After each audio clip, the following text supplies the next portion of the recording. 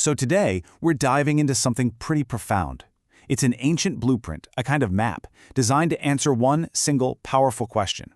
Beyond all the noise and drama of your daily life, who are you, really? I mean, have you ever had one of those days where you feel like you're just a passenger in your own life? You're just getting yanked around by these sudden moods or waves of anxiety, or that little voice inside your head that just will not stop talking? One minute you're fine, the next you're not. It's exhausting, right? And this is the whole drama of life, isn't it? That sudden flash of anger that seems to come from absolutely nowhere. Those rolling waves of anxiety. You know, the different roles we have to play.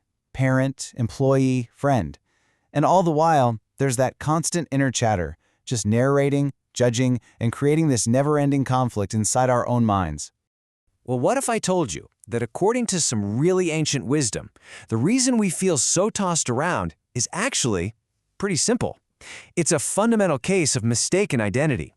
We're confusing the temporary, ever-changing movie of our life with who we actually are. Okay, so first things first. We've got to unpack this whole mistaken identity problem. We really need to get to the bottom of this core delusion that honestly causes so much of our daily stress and suffering. This mistake actually has a name. It's called superimposition. And it's basically the mental habit of taking something that's temporary, like a feeling or a thought, and slapping a permanent I am label on it.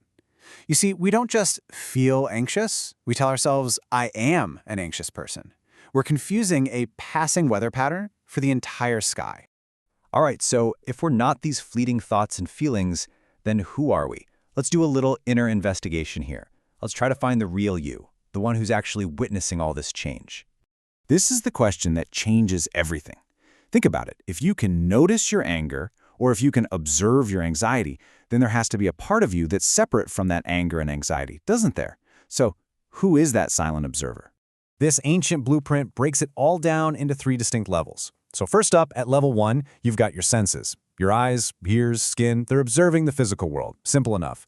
Then at level 2, you have the mind. Now, the mind observes the information from your senses. It's the part that says, hey, my eyesight is getting weak. But here's the big one, level 3, pure awareness. This is the silent, totally calm witness that just observes the mind itself. It's the part of you that can notice, oh, my mind is spinning out and feeling confused right now. And there it is. That's the first major revelation. That third observer, that silent, unchanging, pure awareness that just witnesses everything without getting caught up in it, that is the real you. Now, these ideas aren't new. This ancient wisdom actually gives these concepts very specific names. And honestly, getting the difference between these two is the absolute key to this entire blueprint. First, you've got something called Prakriti. The easiest way to think about Prakriti is that it's everything that can be seen or experienced. It is the entire field of constant change. We're talking your body, your thoughts, your emotions, the whole world around you. It's the constantly shifting, dramatic, colorful movie of your life. And then you have Purusha. Purusha is the seer. It's the unchanging, pure consciousness that's doing all the witnessing. So if Prakriti is the chaotic movie, Purusha is the silent, steady, white screen that the whole movie plays on. It remains completely untouched and unstained by whatever drama is happening on screen. So let's just nail this down. This is the crucial point. Purusha is the unchanging observer, consciousness itself, the user.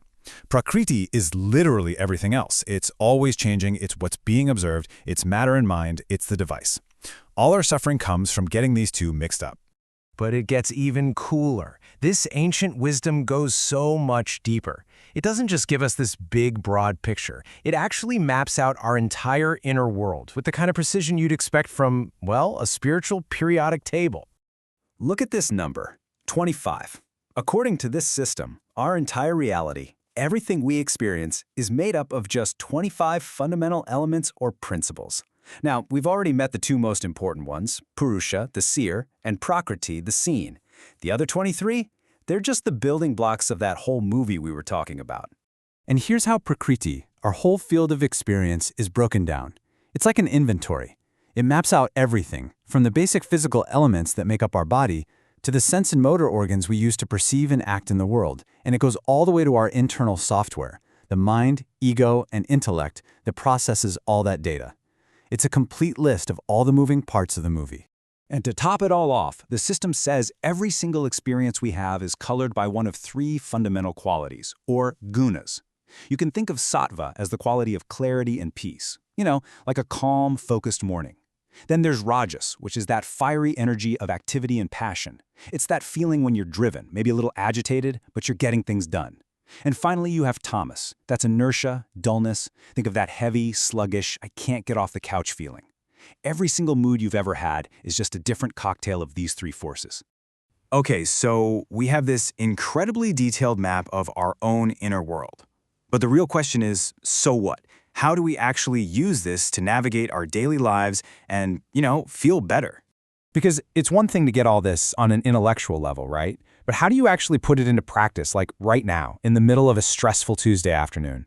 Here's how you put this blueprint into action, starting today. First, just change your language. Instead of saying, I am anxious, try noticing, I am aware of a thought of anxiety. See that? That simple shift creates a little bit of space. Second, practice observing more and reacting less. When a big emotion comes up, just get curious about it. Ask yourself, what is this really? Is it an old fear? Is it a belief I have? Or am I just tired? Third, and this is a big one, always remember, you are the screen, not the scene playing on it. And finally, realize that peace is your default setting. It's purusha. It can't be broken. Anger, anxiety, they're just temporary states of prakriti. They can, and they absolutely will, pass. Ultimately, real freedom isn't about trying to control every scene in the movie of your life. It's just about remembering that you are the pure, steady light of consciousness that makes the whole show possible in the first place. So, here's my question for you. What part of the movie will you stop identifying with today?